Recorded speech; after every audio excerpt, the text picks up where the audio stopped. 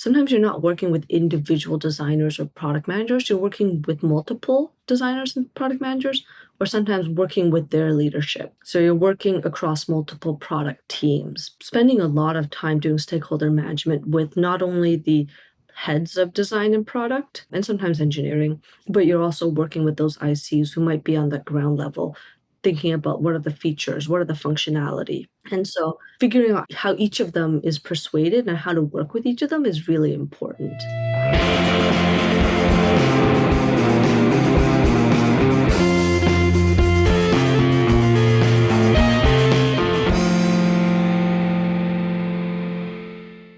Hello, everybody, and welcome back to Awkward Silences. Today we're here with Judy Xu. Judy is the senior researcher at Salesforce, and she's with us today to talk about researching in the enterprise and specifically how to make a cross-functional impact. You have lots of experience working in many different enterprise companies, so excited to pick your brain. Thanks so much for joining us today. Thanks for having me, Erin. So you've worked at a lot of household big name tech companies, including Meta, Hubspot, and now Salesforce. Many of our listeners have worked in, large enterprises such as those, but also some have not. So I'm curious if you could just give us a high level view on what it's like to be a researcher in such a large organization. Yeah, that's a good question. So just a little bit of context.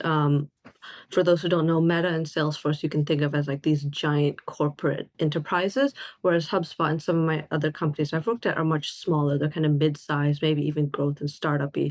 And you would think that they're very different, and to an extent they are, but some of the day-to-day is always the same. You're going to be managing your stakeholders, you're doing your research, you're trying to get them to use your insights. That's not going to change. But I find the biggest differences are in kind of the who. Like, who are you trying to influence? Who are you trying to research on? So, like, who your users are, and then what products you're researching on, because that's obviously going to differ based on the environment you're in. And so B2B and B2C is a very common split. They're going to be researching on different people. Gotcha. So the general contour of what your life is like in a large organization might be similar, but obviously who you're working with, the products, that's going to be quite a bit different and influence the kind of research you're doing. Maybe you could tell us a little bit more about that split between B2B and B2C and what that means for user experience research. I think I'll start with B2C because that's pretty easy for all of us. So you think about your travel app you're using. Like, let's say you want to go on vacation in Bahamas. You're going to be booking your hotel, your flights, you're pulling up a travel app and doing that. And so a B2C product is meant for like your daily person, your consumer, so to speak. Whereas B2B, they're meant for other businesses. And so when you talk about a user in a B2B context, that ends up being a bunch of different people. So if you think about a travel app, like I'm sure you've booked business travel, Erin. Sure. Yeah. So when you book business travel, your company probably has some kind of license or subscription to that product. And you, as the person booking, are just one of the users of that product. But at the same time, you might have administrators, people who are saying like, these are hotels that you can book. Here are flights you can do, like setting the ground rules. And so those are all different types of personas or job performers that might be using that same product. Whereas, and you're solving for all of them in that sense as a researcher versus when you're in a B2C context, you're kind of, that end user is a little more clear, that it's a little more, who it is from the start. Right. You're not talking about buying groups and how they relate with each other and come to use the products before and after purchase. It's how do I get this person interested in these shoes or whatever it might be. Okay, great. And what are some of the other differences across enterprises? We talked a little bit about what's the same, but a lot is different. So what do you find to be different from a research context? So I think the first thing really comes up is kind of the culture. Different companies, different enterprises even have different cultures. So for example, you can think about the ratio of researchers to engineers or researchers to PMs and designers. That will really influence the type of work you're doing, for example. So when, for example, Meta, just as a larger organization, they have a much larger research team, but not only that, but their research team is embedded within capital D design, which includes content, UX design, research, and I'm blanking on the third one now. I think it's prototyping, but I'm not 100% sure. But what that means is that you're naturally closer to your designers in that organization.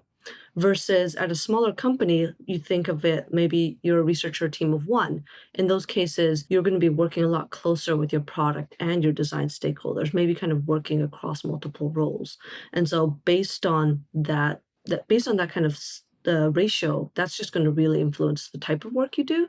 And then on top of that, there's also like culture in terms of how and are your stakeholders naturally kind of do they know how to work with research? Do they know what kinds of questions you ask? And what kinds of questions are product stakeholders naturally asking? Yeah, and so I guess there's a couple dimensions of that, right? Like you mentioned, Meta is famous for having, a big research team, a lot of investment on the R&D side of things.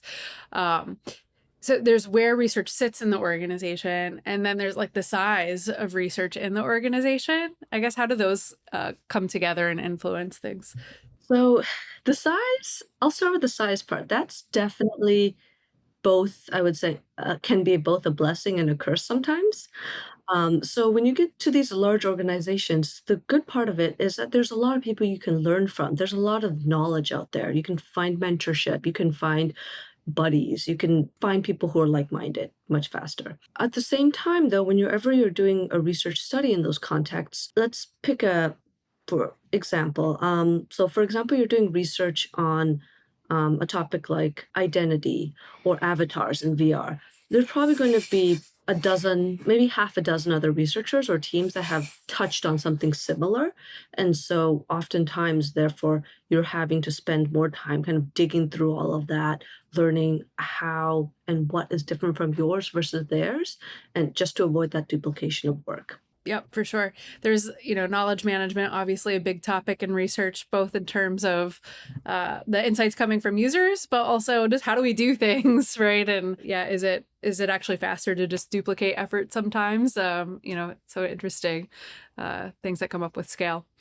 You talked a little bit about the implications on where research sits and the kinds of research that you do. How does that come up? Yeah, so that comes up more so in terms of so kind of dialing back, when you think about research, research can kind of go everything from generative research to kind of very broad jobs to be done, personas, mental models, all the way to evaluative research, concept testing, usability.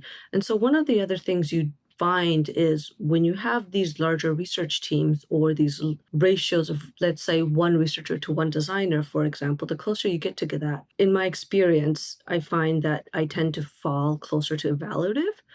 And that's just because in those cases, you have a lot of other researchers who can do kind of answer questions across the board versus when you are kind of a team of one and you're supporting 20 team, like 20 designers or 20 product managers, you have to pick and choose your project because everyone wants your help, but not everyone can get it. And so in those cases, you might have to work with your designers to help them level up how to do research or work with your product managers to do that.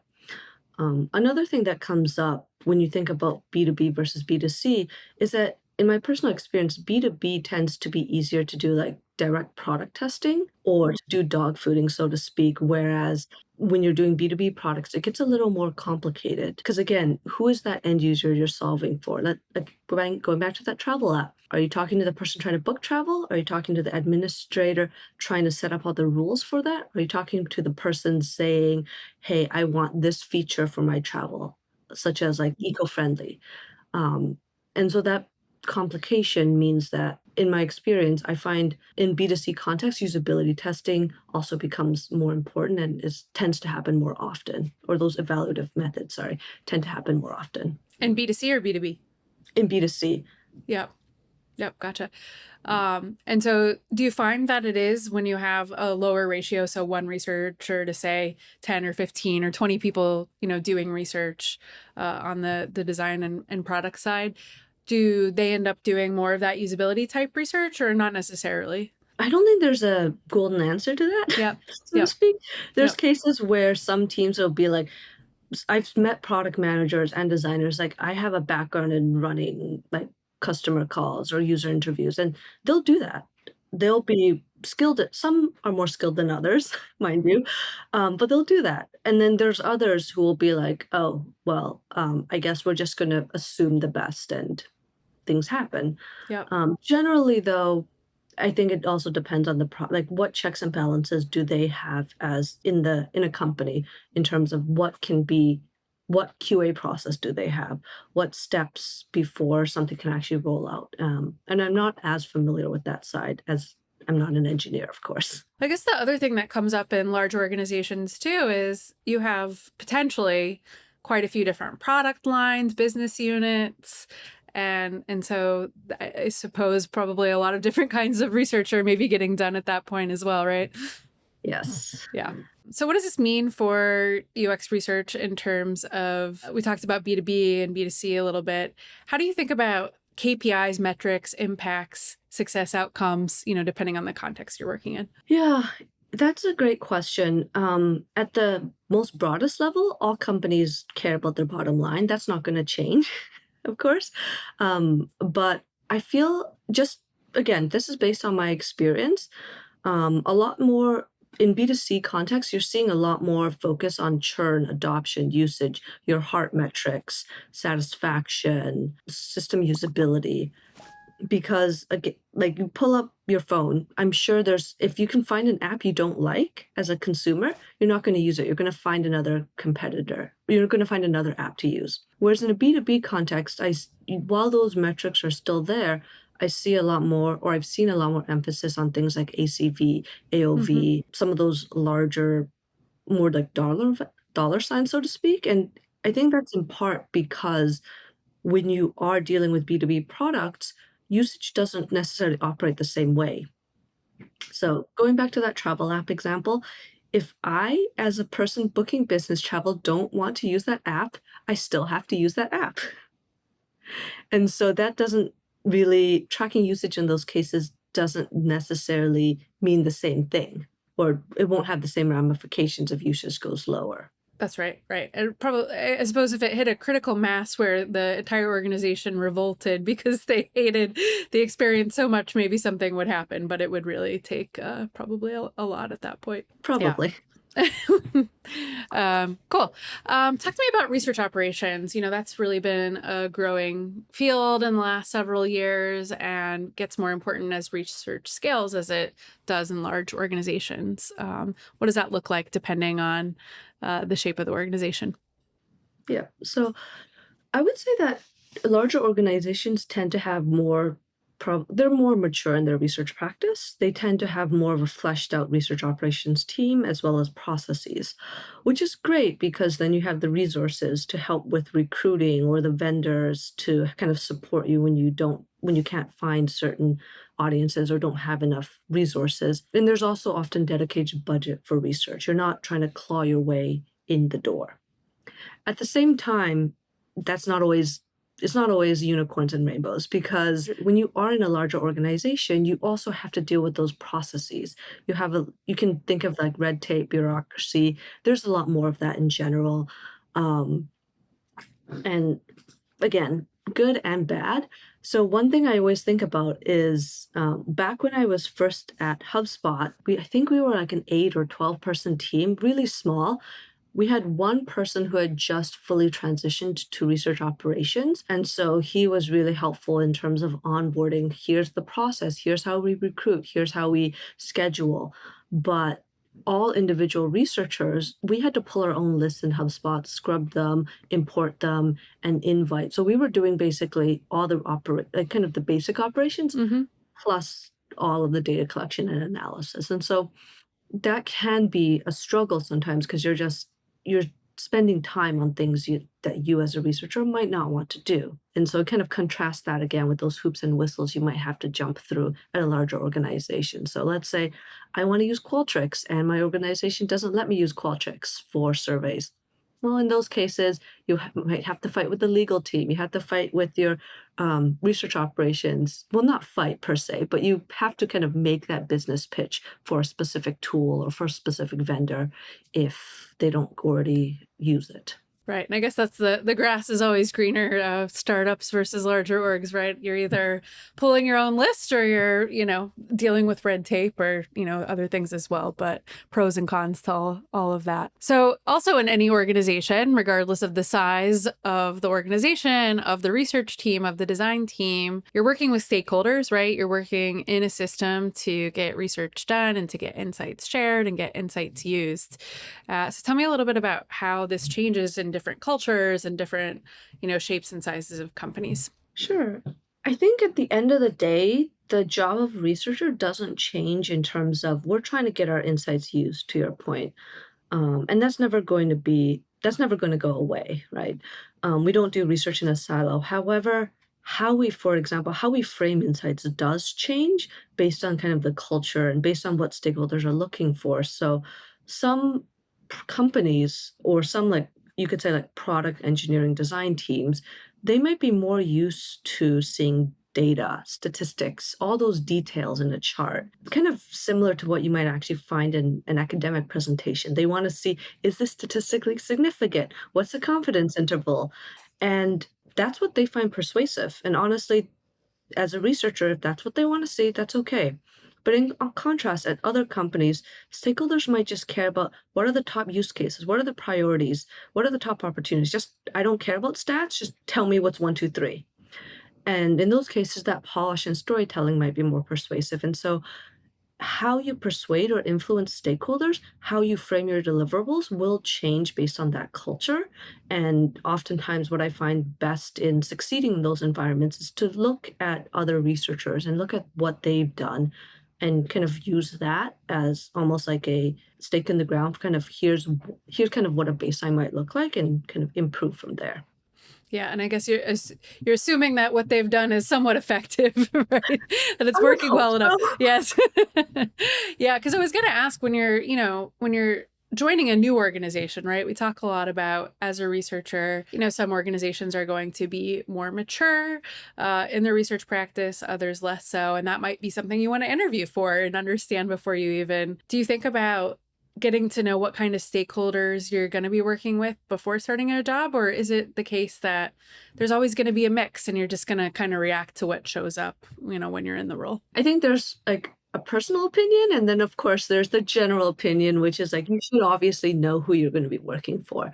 I think personally, though, your design and your product stakeholders, they're never going to go away. Those are almost from all the places I've worked at and all the people I've talked to, those are almost always your key stakeholders outside of other researchers, of course. And then outside of that, though, that does vary quite a bit because in those larger organizations, you will see like data science, you will see marketing, competitive marketing intelligence, product analytics, product operations, customer success, business processes, like all of these other groups and all of these other functions that you may work with or might sometimes cross have maybe sometimes even like overlap with. So a good example I point to is product marketing. At multiple roles I've been in, oftentimes research or UX research can somewhat overlap with product marketing, both in terms of the types of questions we're asking, but also based on what product teams need. Sometimes I've had product managers ask me, it's like, hey, how do we like how are we going who's going to be end up using this? Is this what do they need in in North America versus in Europe? How kind of who should we be targeting? And so there are nuances there, of course, but it kind of it becomes more of a fuzzy line at those you would say almost like larger organizations because it's like research can own it or UX research can own it, but marketing can also own it. Or maybe another team can also own it. Whereas when you're often like a team of one or a smaller company, sometimes there might not be those other functions. Sometimes data science might be merged in with research, for example, or sorry, data analytics might be merged in with UX research, for example. Yeah, because at the end of the day, right, it's just trying to learn about the market, learn about users and who can help us learn. And in smaller organizations, sometimes that's me and myself. Yeah, absolutely. Working with stakeholders is important. We're talking a little bit about how, you're always going to be working with basically designers and PMs in a UX research role, and getting back to just working with them in a way that's going to work for them, right? That's going to, whether that be like, what format should the readout be in, or, right, are we co-creating the research, or do you want just the big reveal at the end, things like that. Do you find that there are similarities for like designers like this or PMs like this, or is it more, kind of case by case and get to know the people? I feel like it's heavily still case by case. And that's largely because everyone else has like experience working with different folks. So again, like I've met product managers that are very, very research savvy. They know how to use research insights. They trust research. You don't have to really persuade them. I've also met product managers for whom it's like pulling their teeth. Mm-hmm. You're trying to constantly banging their door, saying like, "Here's what we can do. Here's how we work with you," and there's a bunch in between, of course. And so I would, I my personal take would be to take it on a case by case basis. From what I've generally seen, though, product as a function tends to respond better to large numbers. So, survey data can be more persuasive than interview data sometimes, especially when you're trying to move or influence them to think in a different way. On the other hand, designers, I would say generally, again, they're because they have a lot of designers have user experience in their titles, and they're also coming, in my mind, from the same place of trying to create a better user experience. They're a lot easier to partner and work with, and they want research oftentimes. It's often the case wherein a designer wants more research than a researcher might be able to provide. Yeah. So more demand than there is supply in the design to research relationship. Yeah. And that's a good problem to have, right? A problem, but a good one, all things considered. Yeah. Yeah. So as you said, every person is unique, and you got to get to know the people as you do with user research, but sometimes helpful to come in with a basic idea of how folks might be oriented and how to make an impact. Let's talk a little bit more about stakeholder influence. So I'm a startup person. I'm fascinated by enterprise organizations and how they work. So you can't talk about enterprise organizations without talking about matrices, right? You get a lot of matrix setups, and so how do things like that, the structure of the organization, impact how you build those relationships and have positive influence with the stakeholders you need to influence to make an impact in your role? Yeah. So, for context, for those who don't know, matrices are cases in which people are rolling up to their individual functions. So, for example, research reports up to research, design reports up to design, product to product, so on and so forth. But you're kind of spread across one product area. So, I'm working with a product manager, or multiple product managers, multiple designers, multiple engineers, and other functions. And so they don't share the same management chain as me. And so that's kind of what it means to be matrixed in a sense. And what that means is at the same time, sometimes your incentive structure is also different. Because therefore a PM is going to be beholden to their management chain and the product, whereas a researcher, they're going to be incentivized again to influence the PM, but sometimes that directionality isn't always there. And so that means that you're often having to influence outside your immediate team and sometimes above your immediate team. On top of that, I would say that often in these matrixed organizations, or just across organizations across the board, you have, again, that ratio, one researcher to n number of product or design stakeholders. And what that means is sometimes you're not working with individual designers or product managers, you're working with multiple designers and product managers, or sometimes working with their leadership. So you're working across multiple product teams in that case. And so what that means is you're spending a lot of time doing stakeholder management with not only the heads of design and product, and sometimes engineering, but you're also working with those ICs who might be on the ground level, thinking about what are the features, what are the functionality.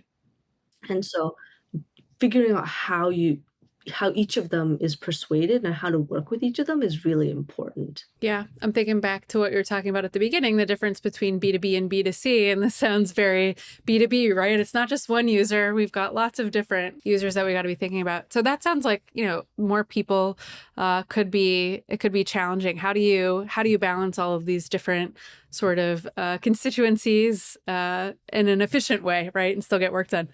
I don't think there's no magical solution. Yeah. Unfortunately, some things that I just personally do is like block my calendar, set up one-on-ones. It does, in this case, it does help when you are in person and you can kind of just do those water cooler chats. If you can't, you can always try to set up time for it or check in with if there's any research. Let's say your fellow researcher has produced a piece of work that you might think is relevant, share it with them. There's a lot of different ways to engage. Personally, as an introvert, I actually struggle with this. So this is constantly something I always try to look for more ways to do. But there's no one shot. There's no one answer. Yeah. Very, very common, the introversion in researchers asking the questions of users. And that comes up a lot too, just the sort of can't overstate the importance of building relationships, right, as a form of stakeholder management. Goes a long way. For sure. But Yeah. on that end, I think one of the benefits, again, from being in a large enterprise is you can learn from others. You can seek that mentorship a lot easier, and oftentimes from more senior research or research leaders. And so that is definitely a blessing in these kinds of environments, wherein it's like, hey, I struggle with communication. Can you help mentor me in this? Or I'm trying to build stakeholder influence. Can you help me? I'm trying to build this hard skill, so on and so forth.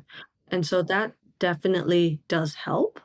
And that also not only helps in terms of how you work directly with your teams, but also can help you in terms of um, building that network within your research community as well. Cool. So we've talked a bit about stakeholder management, different kinds of research you might end up doing in different kinds of enterprise organizations. Any kind of closing tips in terms of if you want to be successful as a researcher in a large enterprise organization, what are some, important things to keep in mind? I think I kind of go back to one thing that I think it was my intro stats professor always said was wallow. In this particular, she put this image of a pig wallowing in mud in front of all of us. But the reason why she said it was because a lot of what happens is you have to learn in the job, especially when it comes to B2B, because a lot of it's on business processes that you might not be experienced with. So, for example, if you were to tell me who are all the users for this travel app, of course, going back to that travel example, you might be able to assume some things because, like, us as individuals, we've booked travel before. But if you were to say, hey, tell me all of what goes on in a pharmaceutical company, tell me all of what goes on in a telecom company, do you know everything? Probably not. Or even like within one function, like what goes on in a sales function, who are all the people within that? And so a lot of it comes back to learning and being onboarded onto a new space, new type of business almost.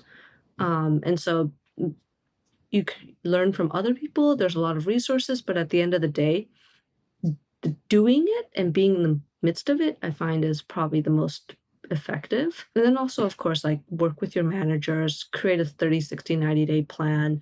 All of that, probably pretty standard stuff. Yeah, yeah. And when you say wallow, I love that. And I'll remember the image of the pig in the mud. I'm picturing, as you said, you're sort of absorbing and taking in the information. I also hear, and tell me if this is how it's meant, like not rushing to figure everything out. You're sort of sitting in it. And I think that it's also just generally, at least when it comes to the actual hard skills of research, that's also really important as well, right? How do you learn a new analytic technique? How do you use a new tool? How do you use a new method? A lot of it is you can listen to other people talk about it, you can watch demos, but until you actually do it, until you actually try it, or it will be hard to actually crystallize in your head. Yeah, so wallowing. And then one other thing I will say is just like keep an open mind, be flexible, learn on the fly. But I think that all kind of comes back into like trying it. Absolutely. Awesome. time for our rapid fire section. What is your favorite part of being a researcher? I have two parts. I'm cheating here a little bit. Yeah, I'll allow it. The first part is honestly delighting customers, delighting users. I remember distinctly when I was at HubSpot, this was 1 year into COVID. And this was back when like everyone was like still like chickens without our heads. We had no idea what was happening. And I remember this customer or this user saying, "Thank you so much for doing this." Because they are spending so much time in those tools that making their experience better is really meaningful. And so that kind of sentiment of making that user experience better is just something that is one of my favorite parts of the job. And then the other part I think is just being able to learn.